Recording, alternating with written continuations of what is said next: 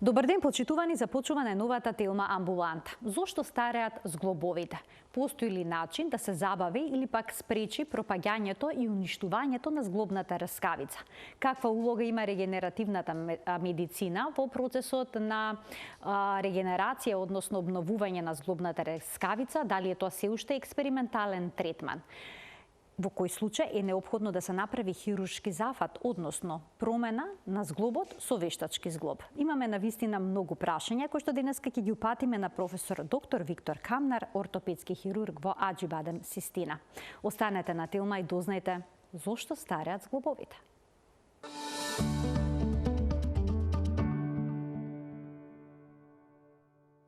Како стареат зглобовите и на кој начин се оштетува коскената раскавица? Постои ли начин овој проблем да се превенира, да се спречи или пак веќе кога ќе дојде до оштетување на оваа раскавица да се регенерира? Во кој случај хирургијата е неопходна? Имаме навистина многу прашања и денеска ќе ги упатиме на професор доктор Виктор Камнар, ортопедски хирург во Аџибадем Систина. Професоре, добар ден. Добар ден. Добре дојдовте во студиото на Телма. Добро најдов и благодарам на поканата.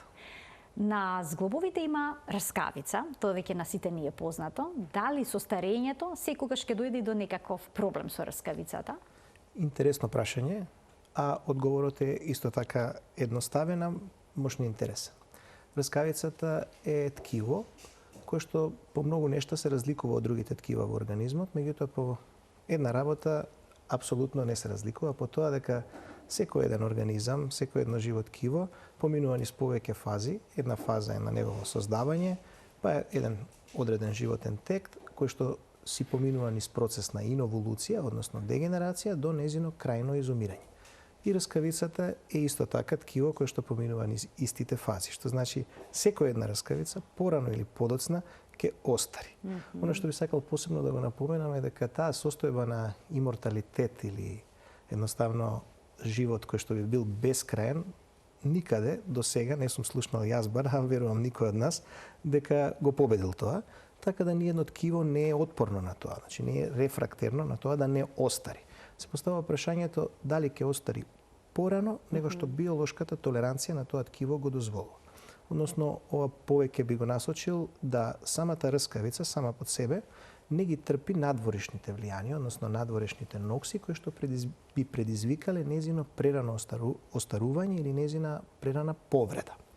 Инаку, кога зборуваме за раскавица, постојат генерално во човечкиот организам три типа на раскавица, но ова на кое што ние денеска би се повеќе насочиле да зборуваме, тоа е хијалината раскавица или раскавицата која што ги зглобовите носечки ги обложува, меѓутоа носечките зглобови, тие кои што се одговорни за статиката и динамиката на организмот во најголемиот. Помалите зглобови имаат поинаков тип на раскавица? Генерално и помалите зглобови имаат исти тип на хијалина раскавица, меѓутоа има и раскавица на одредени места кои што се разликува по својата структура од хијалината раскавица. Тоа се места во човечкиот тело, на скелетот, кои што не ги трпат оптоварувањата во вертикален правец. Односно тоа се места кои што не се поврзани со долните, горните екстремитети, со дел на шаките, стопалата и така натаму. Професоре, доколку дојде до благи оштетување на раскавицата, до некое благо старење, ќе почувствуваме ние некакви промени? Ќе го почувствуваме тоа? Апсолутно, апсолутно. Еден од првите знаци кои што го чувствуваат пациентите, односно сите ние како луѓе, без разлика на возраста, некогаш може да се јави и порано, представува болката. Значи, првиот симптом, а воедно и причината каде што почнува загриженоста, а и причината да се јавиме на лекар е болката. Каква е таа болка? Индивидуална, во принцип зависи од тоа дали се работи за болка која што доаѓа од местото заради оштетување на самата раскавица, дали е околу самиот зглоб, односно во периартикуларните ткива, или е болка која што не е поврзана воопшто со зглобовите, туку е поврзана со околните ткива, најчесто се тоа тетивни болки или болки од мускулите кои што се околу зглобовите, во зависност од за кој зглоб се работи, и дали тоа е поврзано со некаков тип на некаква травма или евентуална состојба после повреда, многу лесно да се објасни, или како резултат на некое заболување. кој што си има свој акутен, субакутен или хроничен тек. Се разбира, многу пати оштетувањата на раскавицата може да настанат и како резултат на некои хронични болести или употреба на одредени медикаменти кои што предизвикуваат до незино прерано оштетување. Кога веќе ги споменавте оштетувањето и причините кои што доведуваат до тој процес, еве ние што издвоивме. Тоа се годините, полот, генетиката, потоа дебелината, големото оптоварување на зглобовите, повредите, отсуството на физичката активност и ревматските заболувања. Веќе ги споменавте годините, односно возраста, дека има своја улога, но понекогаш се случува и млади луѓе да се жалат на зглобовите. Зошто тоа е така кај нив? Индивидуален е пристапот кај секој еден пациент. Во принцип, кога зборуваме за хондродегенеративни состојби, јас би рекол состојби, не заболувања, бидејќи е состојба на старење и на еволуција на самата раскавица и таа си има свој природен тек. Како што спомнав претходно, зборуваме за одредена биолошка толеранција на самиот организам за нејзино нормално биолошко старење. Тоа значи дека, пример, во влезот од 4-та према 5-та деценија во животот, практично и да нема човек кој што нема хондродегенеративни промени. Тоа не значи дека тоа ќе резултира со силна, континуирана болка која што ќе го лимитира пациентот во секојдневните животни активности или ќе го наруши комфорниот начин на негово живење на кое што претходно бил спремен или функционирал во таа фаза. Но факт е дека одредени состојби, како што се состојби, зборуваме чисто кај дегенеративните, без надворешни нокси, без повреда, без хронични заболувања, без употреба на одредени медикаменти кои што би го забрзале процесот на оштетување на раскавицата или некои претходни конгенитални, односно вродени заболувања на скелетот, кои што ја нарушуваат биомеханиката на зглобовите, па така предизвикуваат нивно оштетување. Сепак, кај овие состојби, каде што имаме нормална дегенерација, односно нормален тек на дегенерација, биолошки нормален тек на дегенерација, сепак постојат некои надворешни фактори на кои што ние сами можеме да влијаеме. Еден од тие, како што споменавте, дебелината. Дебелината или зголемената телесна тежина сама по себе доведува до оштетување на зглобовите кои што имаат најголемо оптоварување. Тука би ги издвоил зглобовите на колкот, односно колкот како зглоб, понатаму колената, скочните зглобови и делот на рбетниот столб кој што се поврзува со карлицата, односно во слабинскиот, најчесто, не мора да значи секогаш, меѓутоа најчесто во слабинскиот дел на рбетниот столб. Бидејќи дебелината, односно покачениот број на килограми, всушност представуваат оптоварување за зглобовите. Токму така, тоа е оптоварување, директно оптоварување на зглобовите, иако тоа е многу често пропратено со неадекватно држење на телото, со намалување на активноста, физичката активност, кај луѓето многу често денеска сме сведоци дека добар дел на луѓето разбирливо имаат седечки начин на живот. Имаат седечки начин на живот, седечки начин на функционирање, најчесто 8 часа, а можеби и повеќе, предизвикуваат инактивитет. Инактивитетот доведува до размекнување, односно слабување на квалитетот на примарно здравата раскавица и нормално почнуваат првите симптоми. Првите симптоми се секогаш поврзани со доларитет, односно болка. Полот. Дали жените и мажите подеднакво страдаат од овој проблем? Во принцип, женскиот пол, споредбено со машкиот, е супериорен во секој поглед, меѓутоа овде процентот на пациенти кои што се жалат и кои што имаат хондродегенеративни промени е визави машкиот пол значително поголем, 3:1, и таа е светска статистика. Значи, оштетувањето на зглобовите кај жените е скоро 3:1 во однос на оштетувањето кај машите. Може проблемот да биде генетски? Наследен? Да се повторува во семејството со генерации?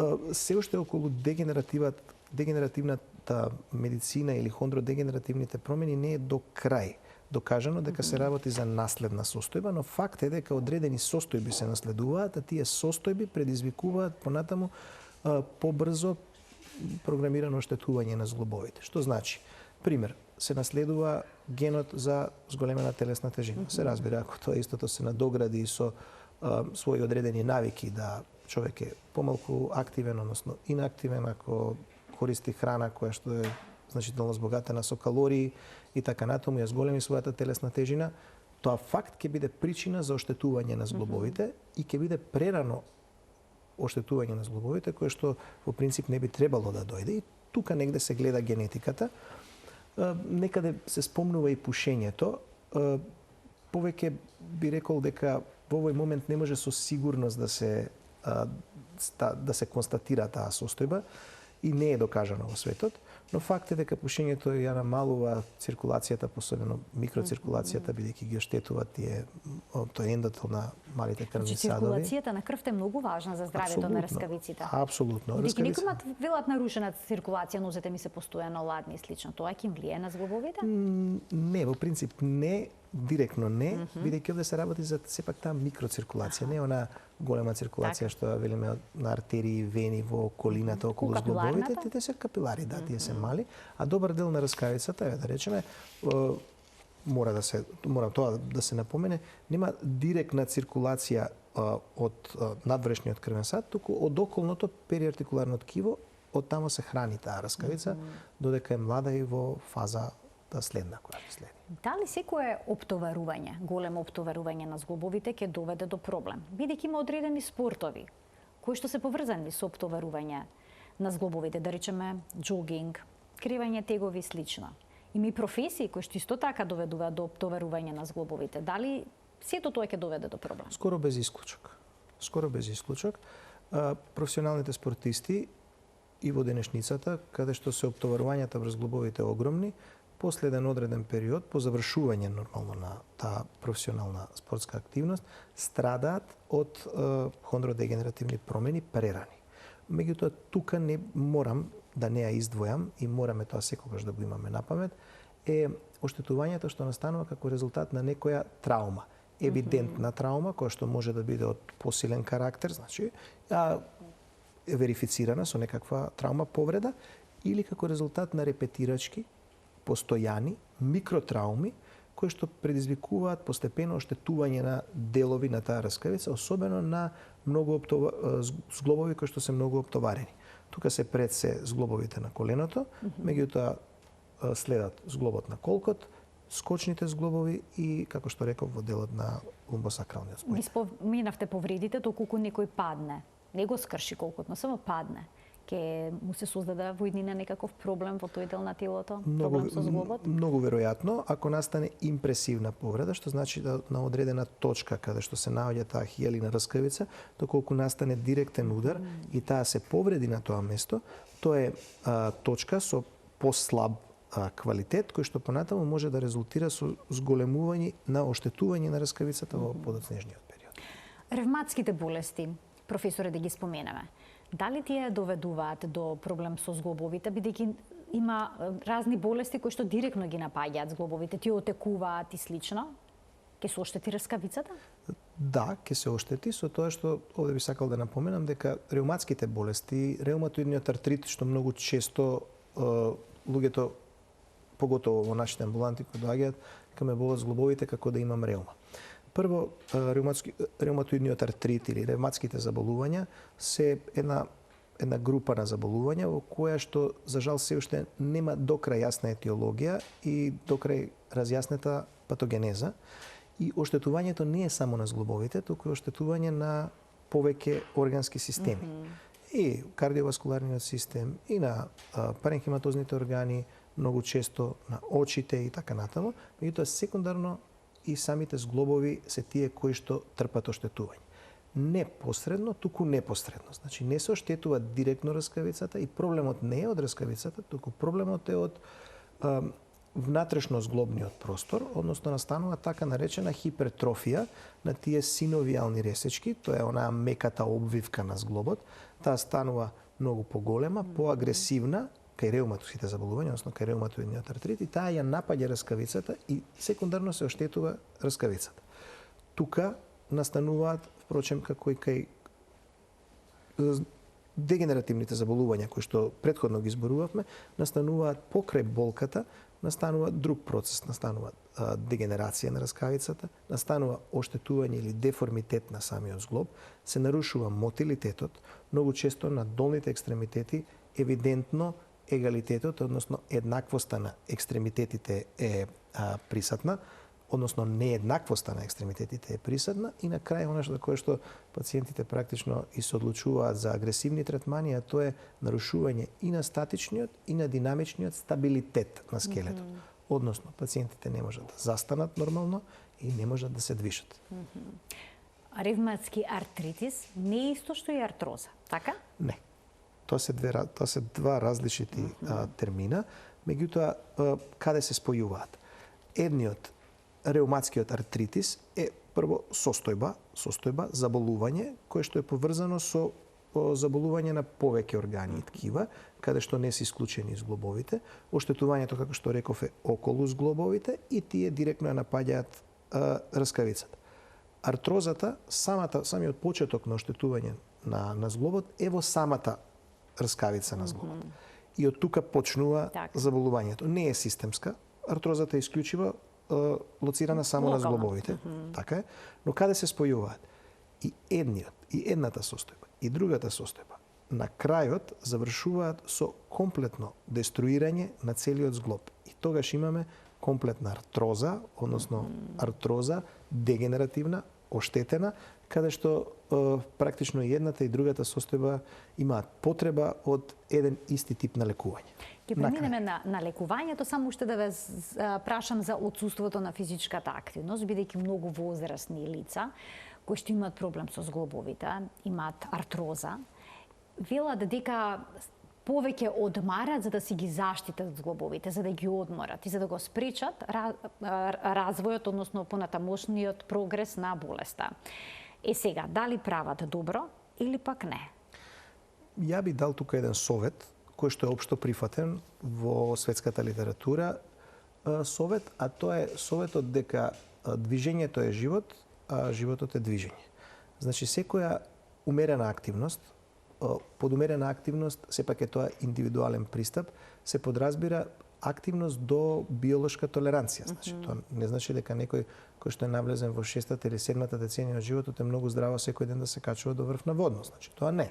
На тој начин ќе ги оштети зглобовите. Меѓутоа, активност на секојдневно пешачење, да кажеме по 20, оптимално, во граници на биолошка толеранција, 20, 30, 40 минути, не со што нема да ги оштети, туку напротив, ќе ги зајакне зглобовите и прави добра услуга на истите. Бидејќи со самото движење, преку движењето се доведува раскавицата на оптоварувачките зглобовите најчесто на долните екстремитети, односно на нозете. При самото движење тие раскавицата на тој начин се исхранува, а и на тој начин се држи во добра кондиција. Затоа умерената физичка активност е апсолутно нешто што секој од нас, без разлика на возраста, треба да ја прави се додека може. Значи, со движењето всушност не ја штедат раскавицата, напротив, може да создадат проблем, а со физичката активност и со зајакнување на мускулатурата, ќе се овозможи да зглобовите да бидат поцврсти? Да, ќе се овозможи, бидејќи на тој начин ќе се растерети директниот притисок на самата зглобна раскавица, ако се зајакнат практично мускулите околу зглобовите. И на тој начин таа раскавица ќе биде многу покомпетентна и многу подолговечна. Споменавте дека почнува раскавицата да се оштетува на одредено место и со текот на времето таа всушност се губи, ако не се лажам. Да. Пропаѓа. Ако еднаш почне да пропаѓа раскавицата, може ли таа на некаков начин да се регенерира, да се обнови? До сега сите обиди кои што се во модерната наука, во модерната ортопедска наука направени, одат во прилог на тоа дека не може. Познато е во морфологијата, односно хистологијата на раскавицата, дека покрај нервното и раскавичното ткиво ја има истата судбина. Ако еднаш се оштети, тоа не може да се регенерира, може само да се репарира. Но се разбира дека науката не стои во место, секогаш се оди напред и се прават одредени обиди во одредени фази на оштетување на раскавицата да дојде до успорување на нејзино оштетување, тоа е првата работа. Понатаму превенција за понатамошно ширење на оштетувањето. Тоа се оние модерни терапии во така наречената регенеративна медицина, која што е еден понов тренд во светот. Иако во литературата тој уопшто не е толку нов тренд. 70-тите години на минатиот век за прв пат се започнува со тој термин и се воведува во официјалните симпозиуми на таа линија дека ќе се оди кон регенеративна медицина. Регенеративната медицина ги опаќа сите медицински полиња, не само ортопедската медицина, сите.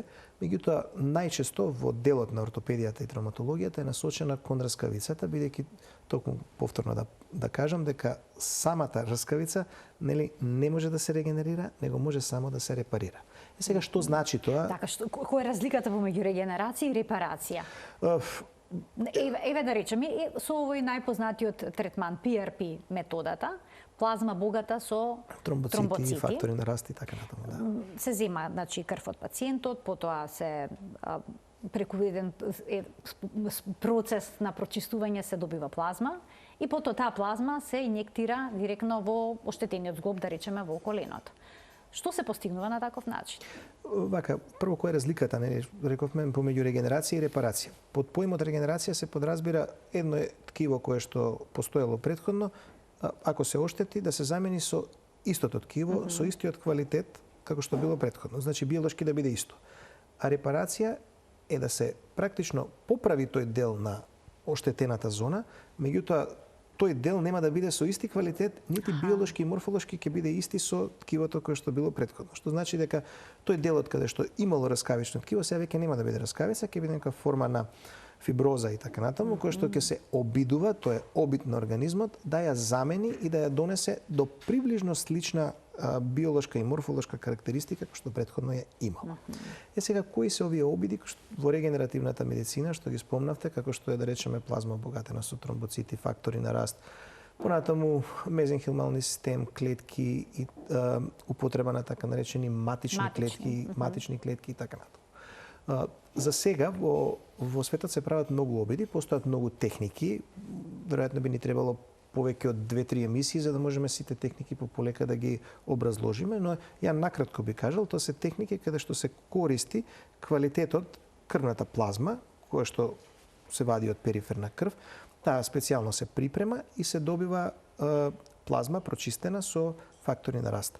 Тие се инектираат, односно се поставуваат, вие го спомнавте коленото, меѓутоа може да се инектираат во било кој зглоб. И се инектираат во повеќе фази, се со цел оштетените делови да се заштитат, односно да се овозможи нивна репарација, а оние делови кои што не се оштетени да им се одложи или да се прекине, обидот е да се прекине нивното понатамошно оштетување. Споменавте дека може да се инјектираат во секој зглоб, но меѓу народот постои страв кога станува збор за колкот. Велат најдобро не чепкај, не пипкај, да не си направиш белја. Па дали PRP методата може да создаде некакви несакани ефекти, особено кога се работи за еден ваков голем и клучен зглоб? Во принцип не. Дори се минимални се некои од компликациите кои што се јавуваат при инектирање, да речеме, на плазма богата со тромбоцити, PRP, во било кој зглоб, а тука не е исклучен и зглобот на колкот. Јас сум многу среќен што пред нешто повеќе од една недела во организација на Македонското друштво на ортопеди и травматолози на Македонија во просторите на клиничката болница Аџи Бадем Систина направивме еден симпозиум кој што имаше меѓународен карактер. Повеќе од 150 посетители, колеги од различни специјалности беа дојдени, се отворија интересни теми и се разговараше токму на оваа линија. Имавме во живо презентација на давање на токму на овој тип на терапија, PRP во зглобот на коленото и во зглобот на колкото. Она од кое што луѓето се плашат е дали давањето на таа терапија која што се прави преку инектирање, значи со инекција, игла, инекција на претходно обработениот материјал, што е во шприц, би се дал на адекватно место. Моите препораки околу тоа за сите колеги кои што се занимаваат со овој тип на проблематика е тоа да го прават под некаква си форма на наведување, навигација.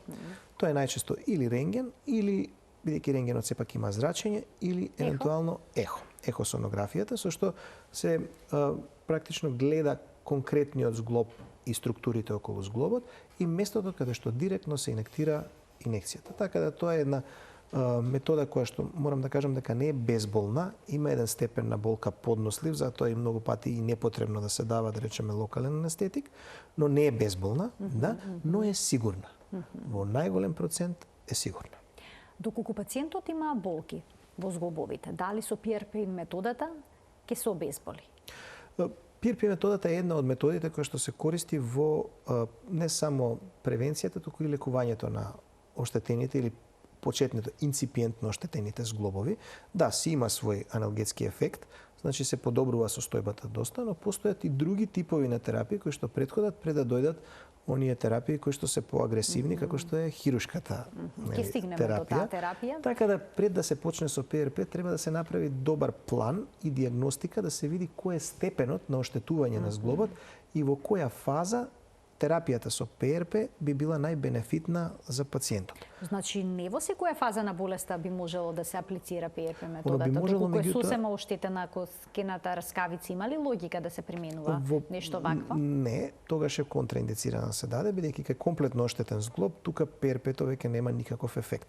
Но постојат и други методи кои што се користат кај инципиентно оштетена раскавица или кај луѓе кај кои што имаме, да кажеме, услови за оштетување на раскавицата, како што спомнавме, зголемена телесна тежина, обезитен пациент, кај него имаме болки, гледаме да речеме со напредните радиолошки методи дека имаме услови за оштетување на раскавицата, зголемување на притисокот на самата раскавица, тогаш се оди по намалување на телесна тежина. Значи, тоа е првиот чекор, Првиот да се чекор. намали Апсолутно. тежината. Првиот чекор е намалување на телесната тежина. Доколку постои некој биомеханички проблем, тој треба да се отстрани. Тој се отстранува сега многу често или најчесто со хирушки методи, но тие би ги оставил на страна, тоа е доколку постои таков тип на биомеханички проблем. Понатаму следно е физикалната терапија, апсолутно многу бенефитна, да, апсолутно многу бенефитна работа со која што се занимаваат колегите физијатри, што е нивна потесна специјалност. Доколку настане некоја форма на синовит или буење на таа синовијална мембрана, не мора да биде класичен реуматоиден артрит или некоја форма на реуматско заболување, да се тоа намали, тоа се прави со помош на медикаменти, тоа се антиреуматски лекови кои што се даваат со цел да се намали тој притисок во самиот зглоб и на тој начин да се подобри функцијата на зглобот и покрај физикалната терапија секојдневните активности. Доколку настанат овие работи за кои што зборувавме, се прави добра проценка, клиничка, радиолошка, тогаш се оди кон ова што го зборуваме, тоа е PRP. Но тука не застануваме, има и други можности. Тоа се Уште едно прашање за PRP-то. Доколку има некаква повреда, да речеме еве на коленото повторно ќе се задржи, и е оштетена зглобната раскавица, може ли да се аплицира PRP методата? Дали фиброзните ткива може би исто така ќе нараснат како резултат на овој третман регенеративен? Може и многу често и се прави тоа. Може и многу често се прави. Ќе дојде до компликација доколку нараснат фиброзни ткива? Не, напротив. Напротив, фиброзното ткиво внатре PRP-то не е тоа кое што ќе го стимулира создавањето на фиброзно ткиво, тој ќе стимулира создавање на околно ткиво кое што е најблиску до биолошкото ткиво на самата раскавица. И колку време може да се користи оваа терапија? Дали може бесконечно долго? Тоа е интересно прашање, до сега никој не го дал тој одговор. Сега за сега имаме само одредени временски рамки, односно термини во кои што ние ги користиме овој тип на терапии. Се уште, не само кај нас, него секаде во светот, е не би рекол дека е на експериментално, на емпириско ниво е се, бидејќи се прибираат податоци, се прават најдобри протоколи со цел да се издвои кој начин, кај кој пациент, во нормално селектирана група на пациенти, би имал најголем бенефит со користење на овој тип на терапија. Сега дали би можело бесконечно да се користи? Сега за сега не се користи бесконечно. И по моје некој слободно мислење, мислам дека и во перспектива и во иднина тоа нема да биде така. Ќе се користи можеби почесто, ќе се менуваат техниките кои што впрочем и се менуваат техниките на припрема на плазмата и така натаму, но бесконечно нивно користење сега за сега нема такви. Значи многу важно е начинот на кој што се подготвува плазмата. Да, апсолутно. Не е седно. А што е со пиењето колаген? Дали им советувате на пациентите кои што ќе се пожелат дека имаат болки во зглобовите поради артроза, односно оштетување на зглобната раскавица, им предлагате да пијат колаген? Поделени се мислењата. Едно е сигурно дека користењето на колаген за зглобови, бидејќи колагенот може да се користи за многу други состојби, многу често во естетската медицина се користи, и тука воопшто не навлагам, бидејќи не сум специјалист за таа област. Меѓутоа, овој колаген кој што се користи за зглобовите, во принцип по ниеден начин не може да стигне директно во самиот зглоб. Но до каде стига? Стигнува до делот на периартикуларните ткива, се зголемува растегливоста нивна, се подобрува нивната состојба, особено триколагените пептиди и така натаму, тоа се терапии, суплементи кои што се даваат за подобрување на состојбата на зглобовите. Она кое што можам слободно да го кажам дека дел, не сите нормално, дел на пациентите се задоволни од тој тип на терапија, но дека тие ќе стигнат директно во зглобната раскавица, тоа не е докажано и не стигнуваат во самата зглобна раскавица. Но како терапија, како составен дел на терапија, повеќе суплементарна, доста од колегите го користат, односно доста го користиме во секојдневната пракса, особено кај пациенти во помлада возраст или во подоцнежна возраст, каде што периартикуларните ткива се за повозрастните пациенти не се со толкава растегливост, еластицитет и така натаму. Што е со матичните клетки? И со еден пристап кој што вели трансплантација на коскена раскавица, односно тоа исто што и трансплантација? Па тоа е уствари истиот концепт, со тоа што се зима раскавица, односно се зима дел на раскавично ткиво, тоа не се прави во наши услови, зборувам во македонски условија и регионално многу малку, и тоа е дел исто така на регенеративната медицина, но треба да се разликува од матичните клетки кои што се зимаат од друго место на телото. Која е разликата? Се зимаат матични клетки од друго место на телото, може да се земат од коскена срцевина, ја би набројал сега, или може да се земат од одредени места на телото каде што имаме адипозно масно ткиво.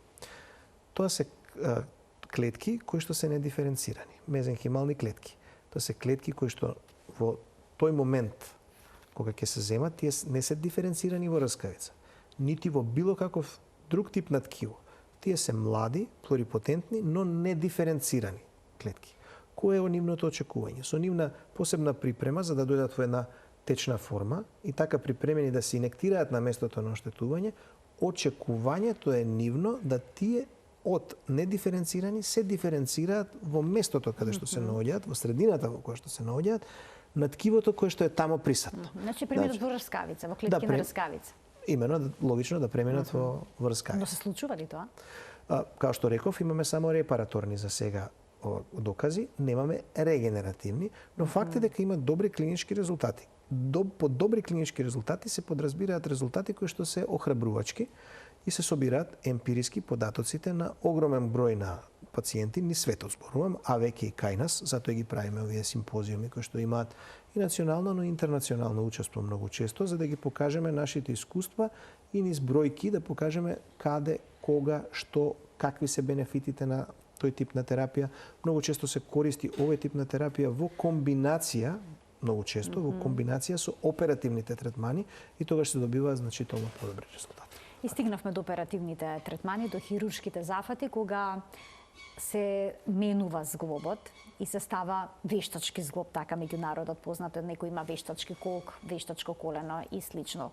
Кога одлучувате дека е време за еден ваков пристап и како пациентот обично реагира на ваквата препорака?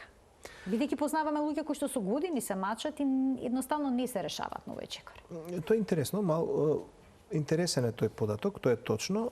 Во наши услови пациентите го чекаат практично последниот стадиум на оштетување на зглобот, трпат огромни болки, веќе се и деформитети настанати, кога ќе дојдат да се практично хируршки лекуваат.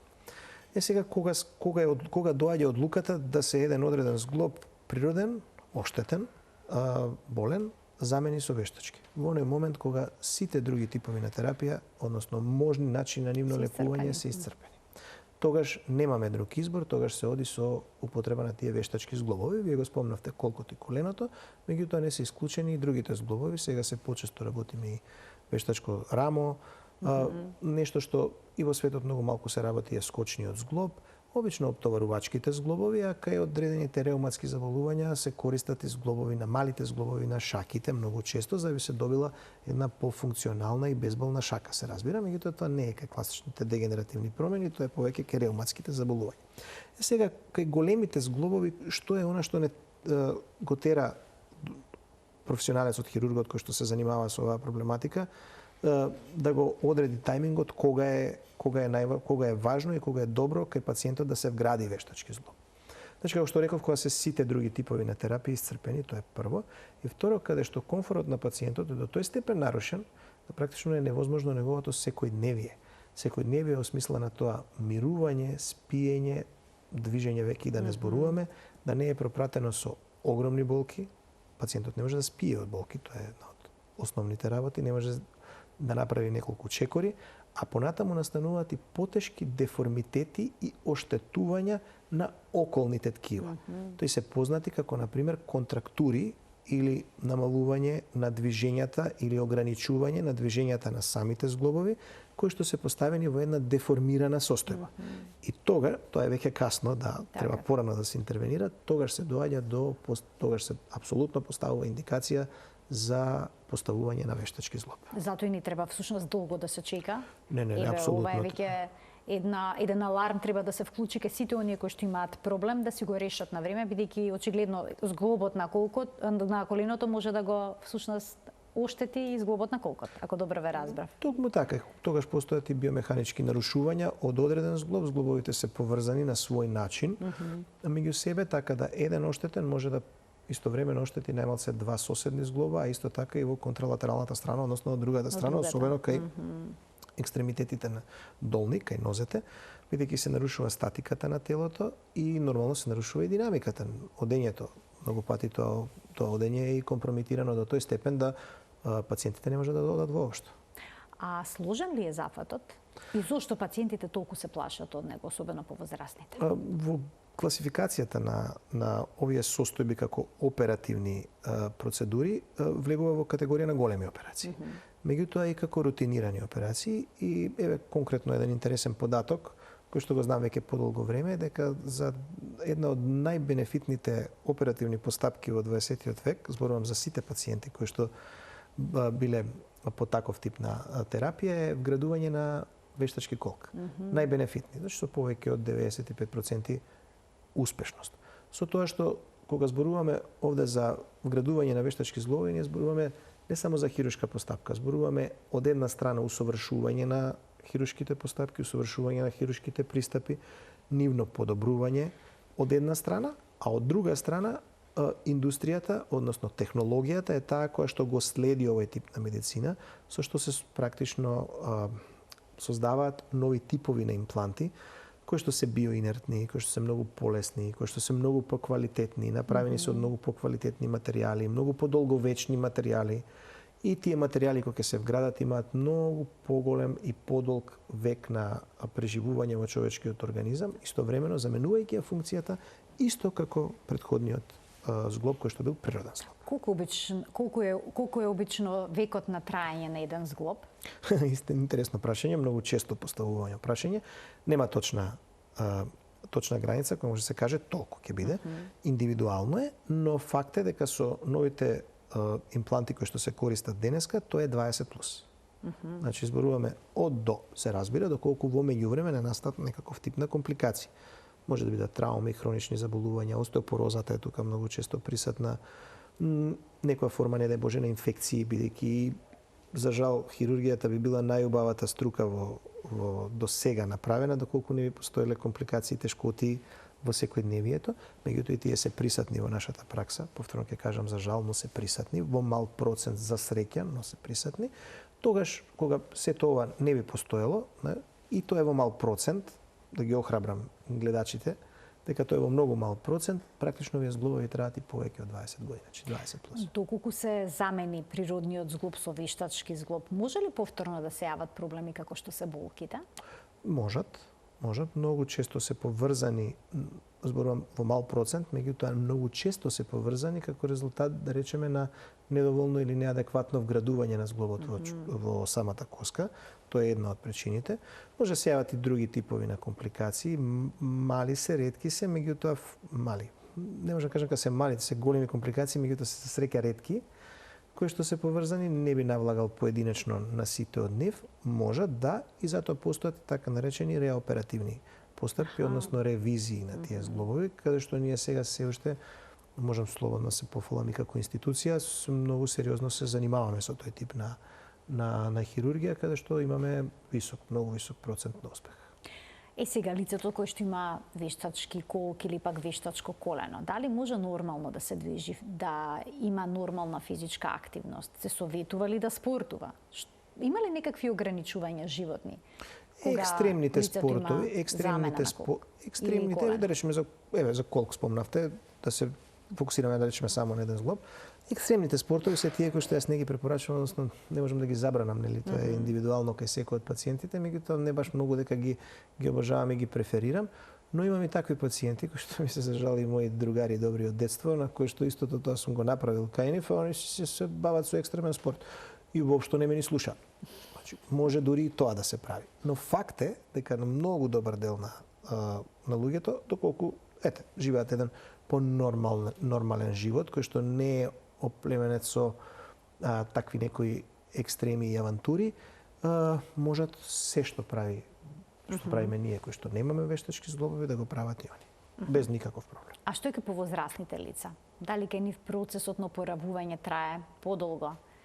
Зависи може ли од возраст. да се случи да не можат потоа да станат од кревет, да речеме, колку Зависи од возраст и од општата состојба. Не е во зглобот проблем, доколку општата состојба е компензирана и е во ред. Повеќе фактори играат улога во целиот процес на успешност. Да бидам искрен, кај повозрастната популација, кај луѓето кои што имаат се во добра кондиција, имаат одлични клинички резултати после операција, они се и помотивирани за таа работа и многу брзо се враќаат во нормала.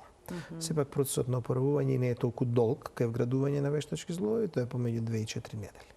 Со комплетно исфрлање на помагалата, тоа се најчесто штеки. Значи тоа е релативно брзо. Релативно брзо кај младите пациенти, да речеме на првата контрола после втората недела од операцијата, они доаѓаат со една патерица, многу често под лакотна патерица. Имате млади пациенти кои што страдале од артроза, па сте морале да им замените колк? Да, доста. Или колено? Да, многу. Или некој друг зглоб?